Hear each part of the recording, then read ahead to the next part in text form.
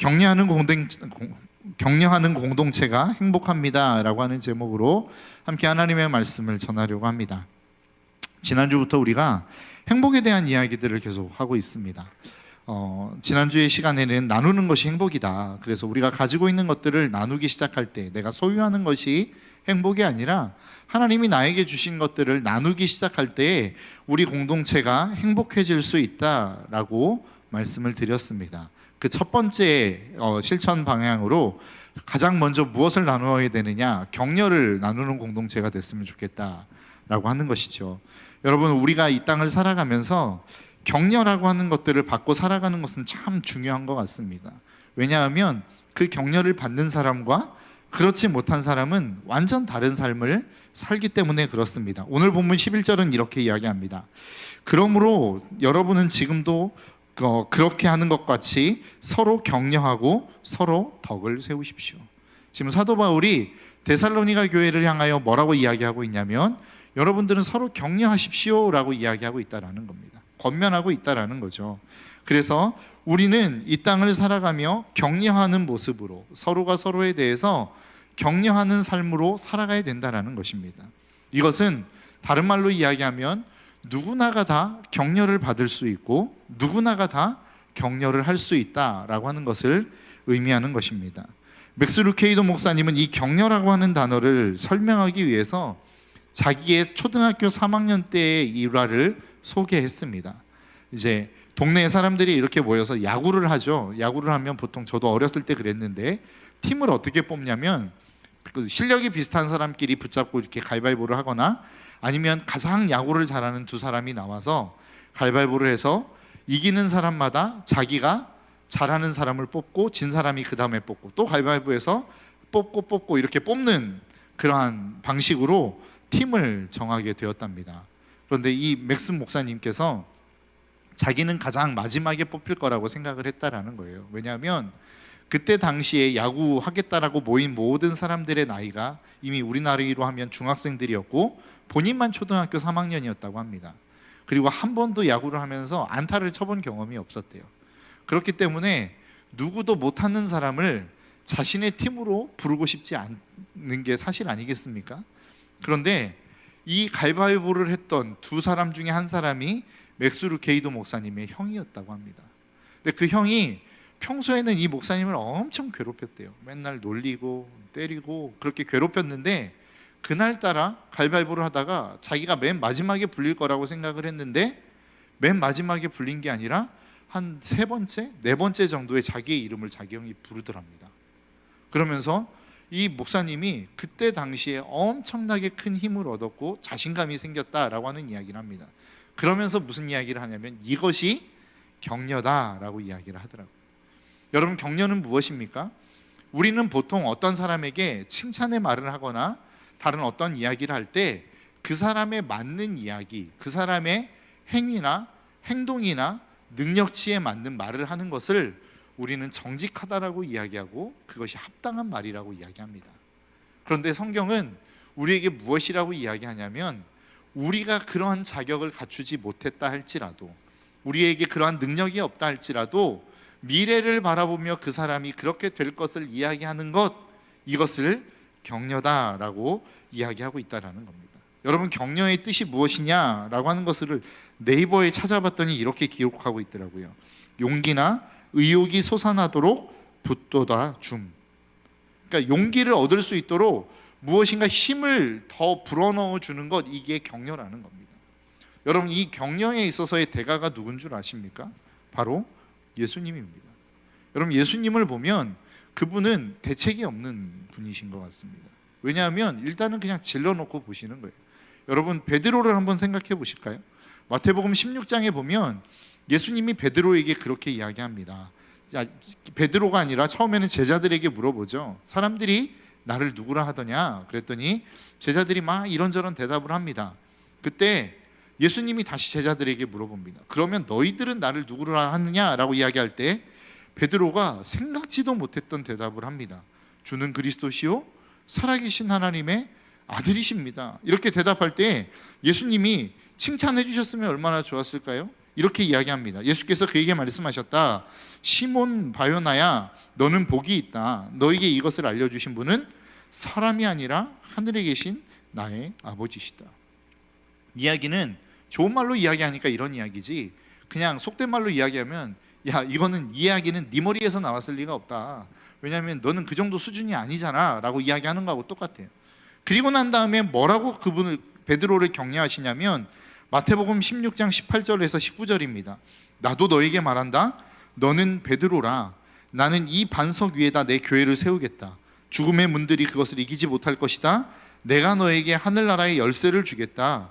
내가 무엇이든지 땅에서 매면 하늘에서도 매일 것이요 땅에서 풀면 하늘에서도 풀릴 것이다. 여러분, 시몬이라고 하는 단어가 무엇인지 여러분 잘 아시죠? 무슨 단어입니까? 조약돌, 짱돌 이런 단어지 않습니까? 베드로는 뭡니까?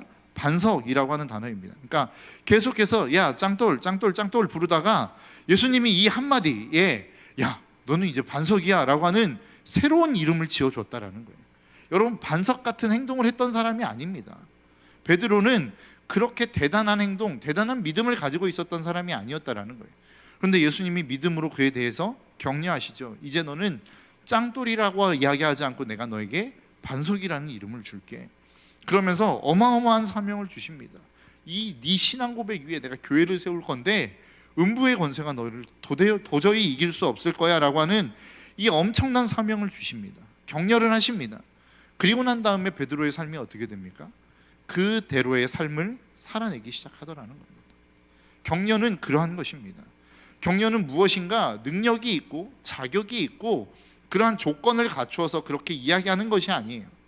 그가 그러한 가능성이 보이지 않고 그러한 능력이 보이지 않는다 할지라도 그에게 정말로 축복된 말, 그의 미래의 꿈을 이어주는 말, 이 말이 격려라는 겁니다.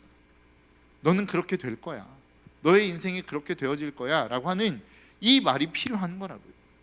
여러분, 우리가 세상에서 듣는 이야기들이 다 무엇입니까? 네가 그 정도의 실력으로, 야, 네 그 정도 학벌과 그 정도의 재능으로 네가 이 일을 이룰 수 있을 것 같다라고 하는, 늘 우리는 핀잔을 듣지 않습니까? 세상의 조롱을 듣지 않습니까? 세상에 나아가면 우리의 능력치만큼, 아니 어떤 때에는 우리의 능력보다도 더 하대받는 대우를 우리는 받는다라는 거예요. 그게 세상의 모습이라는 겁니다. 그런데 공동체 안에 예수 그리스도를 믿는 공동체는 달라야 되는데 그 다름의 시작이 무엇에서부터 시작하느냐? 이 격려의 말에서부터 시작하는 거라고요. 야, 너는 그렇지 않아. 너는 그 정도보다 훨씬 더 뛰어난 사람이야. 왜냐하면 하나님이 너를 통해서 그런 일들을 이루실 것이기 때문이야. 이것이 격려라는 거예요. 여러분, 우리 공동체 안에 저는 이런 격려의 말들이 풍성하게 넘쳐날 수 있었으면 좋겠습니다.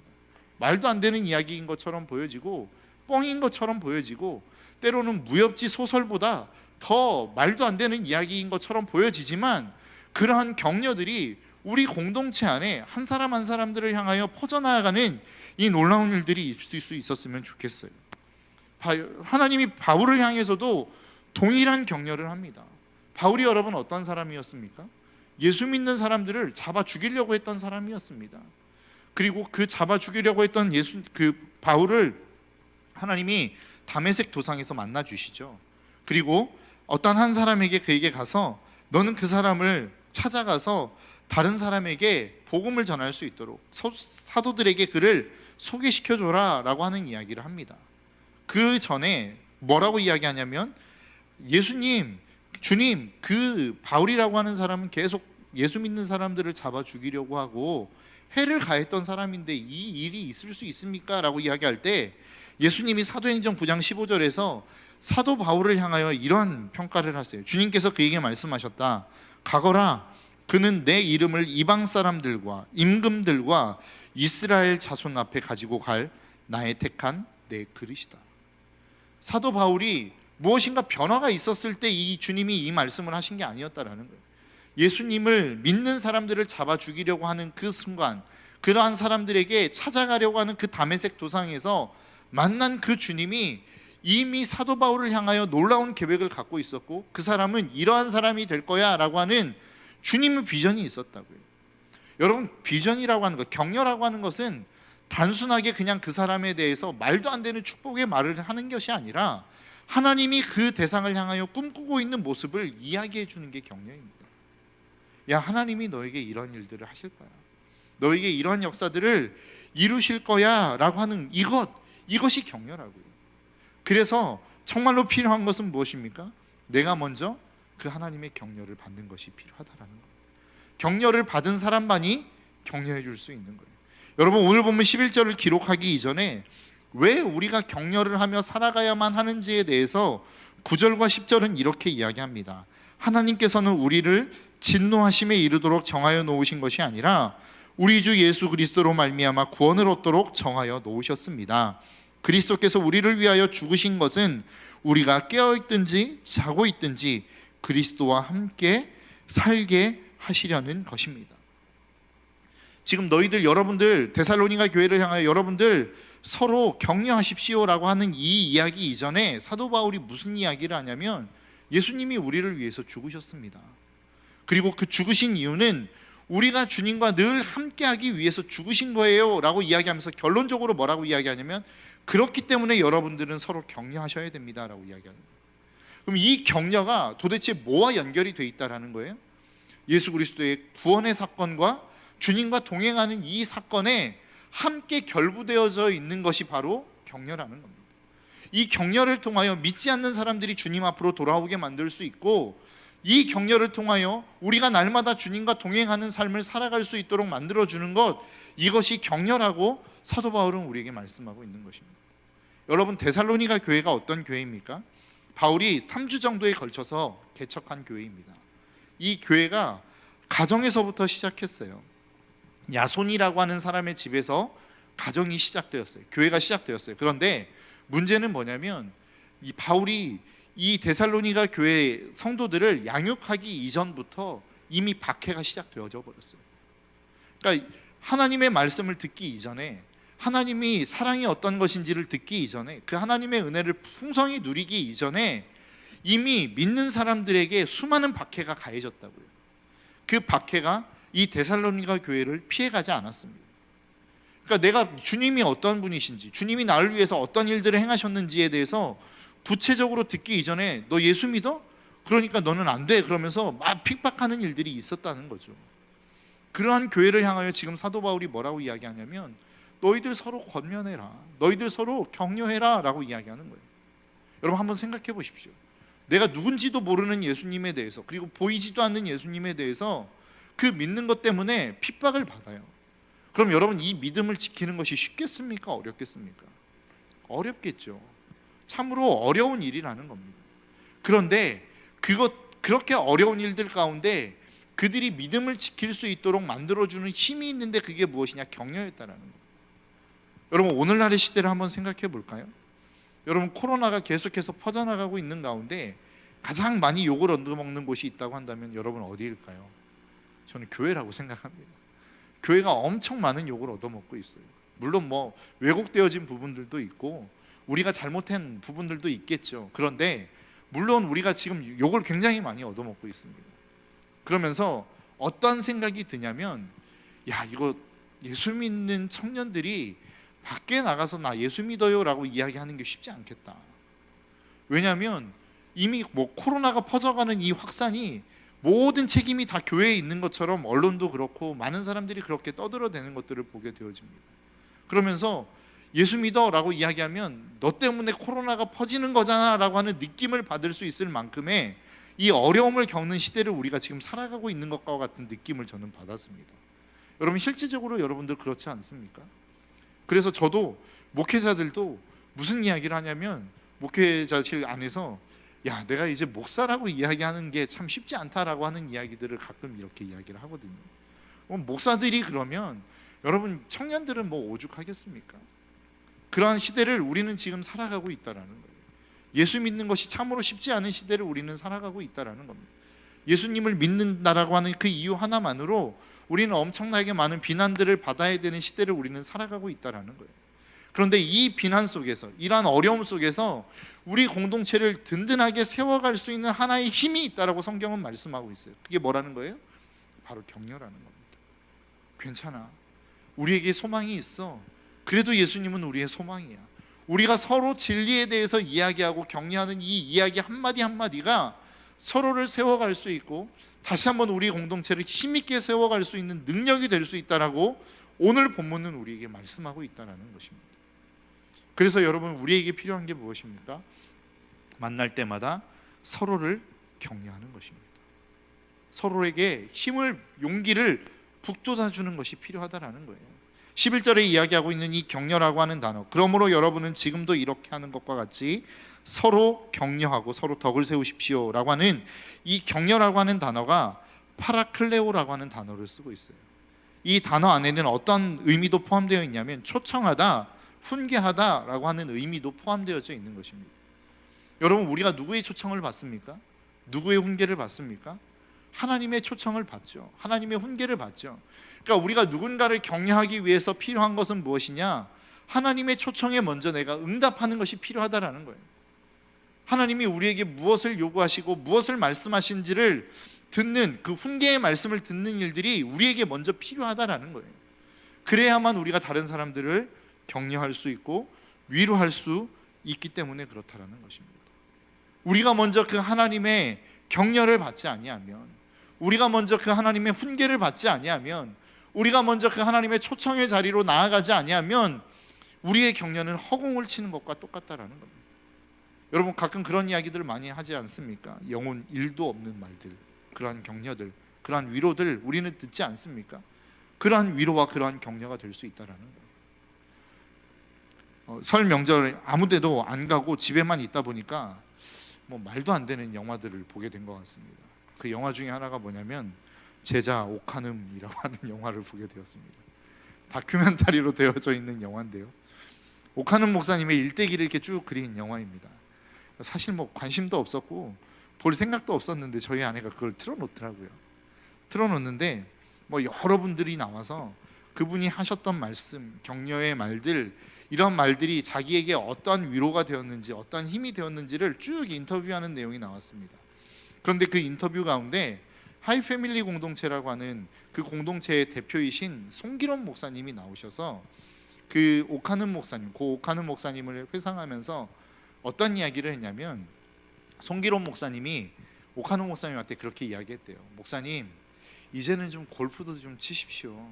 왜냐하면 골프가 몸에도 좋고 무리가 가지 않을 뿐만 아니라 그 넓은 그 푸른 초원, 이렇게 잔디밭, 푸른 잔디밭을 보면서 이렇게 걸으면 힐링이 됩니다라고 하는 이야기를 했대요. 그랬더니 그 오카눔 목사님이 뭐라고 대답하셨냐면, 송 목사, 나는 골프 안 쳐. 그렇게 이야기를 하셨다는 거예요. 그리고 난 다음에 나온 대답이 송기론 목사님에게는 굉장히 충격이었답니다. 그 대답이 뭐였냐면, 나는 성도들 배신 안 할 거야 라고 이야기를 했다는 거예요. 그러니까 그 목사님이 생각하기에 골프를 안 쳐라고 이야기할 때에는 안 치는 이유가 뭐겠습니까? 별로 좋아하지 않거나 관심이 없거나 그렇기 때문에 안 치는 거 아니겠습니까? 그런데 오카눔 목사님의 대답이 참 달랐다는 거예요. 나는 성도들 배신하지 않을 거야. 내가 골프를 치지 않음으로 말미암아 위로를 받는 성도들이 얼마나 많은데 나는 그 성도들 절대로 배신하지 않을 거야 라고 이야기하셨다는 거예요.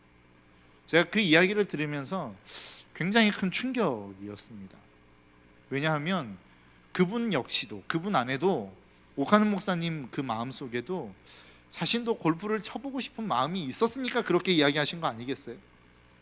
나도 그렇게 하고 싶은데 그것 때문에 위로받는 성도들이 있기 때문에 나는 안 치는 거야 라고 하는 그 의미가 내포되어져 있는 건 아니겠습니까? 그러면서 제가 어떤 것을 느끼게 되었냐면, 목회자가 정말로 하고 싶은 게 있는데 그것을 하지 않음으로 말미암아 위로받는 사람들이 참 많이 있겠구나라는 생각을 하게 되었어요. 목회자가 어떠한 실력이나 돈이나 관심이 없어서 안 하는 게 아니고, 내가 정말로 하고 싶은 무엇인가가 있는데 그것을 할 때 많은 사람들이 나와 이질감을 느끼면 내가 그것을 하지 않는 게 맞는 게 아닌가라는 생각을 하게 되었어요. 그것이 저는 위로요, 격려다라고 하는 생각이 들더라고요. 오늘 말씀을 준비하면서 그런 생각을 하게 되었습니다. 내가 정말로 하고 싶은데 내가 이것을 하면 그것 때문에 나와 이질감을 느끼게 되어지는 게 무엇이 있을까? 아직까지는 그 답을 찾지 못했습니다. 그런데 제가 그 답을 찾으면 저는 그것을 좀 하지 않으려고 합니다. 내가 아무리 원하는 것이라 할지라도, 내가 아무리 그것을 하고 싶은 것이라 할지라도 그것을 하지 않음으로 말미암아 위로를 받는 사람들이 있다면, 그것을 하지 않음으로 말미암아 격려를 받을 수 있는 사람들이 있다면 우리는 그것을 해야 되지 않겠습니까? 그것이 우리 공동체가 나아가야 될 저는 길이라고 생각합니다. 여러분, 세상은 자꾸만 나와 다른 사람이 다르다라고 하는 것을 증명해 보이고 싶어 합니다. 그래서 나는 VIP, 너는 그냥 일반인. 그래서 자꾸만 VIP를 만들고 VVIP를 만들고 더 많은 것들을 만들어내지 않습니까? 그런데 성경은 우리에게 무엇을 말씀하고 있냐면 우리는 하나라는 거예요. 서로가 서로에 대해서 이질감을 느끼게 만드는 것, 이것을 하는 것, 그것이 불법이 아니어도, 그것이 비록 어떠한 죄가 아니라 할지라도 그것을 나와 이질감을 느끼게 만드는 것이라고 한다면 그것을 하지 않는 게 맞다라는 겁니다. 그래서 사도 바울이 늘 이야기하는 게 뭐예요? 나는 복음 없는 자들에게는 복음 없는 자에게처럼, 율법 아래 나는 있지 않지만 율법 아래에 있는 자들에게는 내가 율법 아래에 있는 자에게처럼, 유대인에게는 유대인에게처럼, 이방인에게는 이방인에게처럼 나는 그렇게 삶을 살아간다라고 하는 거예요. 여러분, 그게 잘못되어진 삶입니까? 아니요, 그렇지 않아요. 그렇게 살아가는 이유가 무엇입니까? 그리스도 안에서 내가 한 사람이라도 더 얻고 싶은 마음이 있기 때문이다라고 사도 바울은 이야기하고 있습니다. 격려는 저는 말로만 하는 건 줄 알았어요. 위로는 말로만 하는 건 줄 알았어요. 그런데 이 고 오카누 목사님의 한마디, 내가 하지 않는 것으로 말미암아 위로받는 성도들이 있다라고 하는 그 한마디가 저에게도 큰 충격이었고 울림이었습니다. 그리고 저는 우리 공동체 역시도 나아가야 될 방향이 그렇지 않을까라고 하는 생각을 해봅니다. 우리가 하고 싶은 것들 참 많이 있죠. 할 수 있는 능력도 있습니다. 그런데 그것을 내가 함으로 말미암아 누군가가 이질감을 느낀다고 한다면, 우리 공동체에 들어올 때 무엇인가 거부 반응을 일으키는 것이라고 한다면 우리는 조심해야 되지 않겠습니까? 저는 그것이 격려라고 생각합니다. 저는 그게 위로라고 생각합니다. 여러분, 뭐가 문제가 돼? 아무것도 문제될 수 없어 라고 이야기할 수 있어요. 그러나 그것이 누군가 한 사람을 어렵게 만든다고 한다면, 그 마음을 어렵게 만든다고 한다면 우리는 그것을 포기할 수 있는 용기가 필요하다고 저는 생각합니다. 여러분, 우리 공동체 안에 이러한 일들이 있기를 주님의 이름으로 축복합니다. 여러분, 예수님이 이 땅 가운데 육신의 몸을 입고 오셨어요. 그분은 어떤 분이십니까? 하나님이십니다. 그 하나님이 우리를 격려하기 위해서 친히 인간의 몸을 입고 이 땅 가운데 오셨어요. 낮은 자의 모습으로 이 땅 가운데 오셨단 말이죠. 그리고 그분이 하셨던 일들이 무엇입니까? 우리 한 사람 한 사람들을 섬기는 일들을 하셨어요. 주님이 만일 오셔서, 야, 발 씻을 물 좀 갖고 와봐, 발 좀 씻겨봐, 다 씻겼어? 그럼 좀 닦여봐, 맛있는 거 갖고 와봐, 계속 이렇게만 하셨다고 한다면 내가 다시 너희들에게 올게 라고 했을 때 제자들이 뭐라고 이야기했을까요? 주님 안 오셔도 돼요, 주님 오시지 마세요 라고 이야기하지 않았을까요?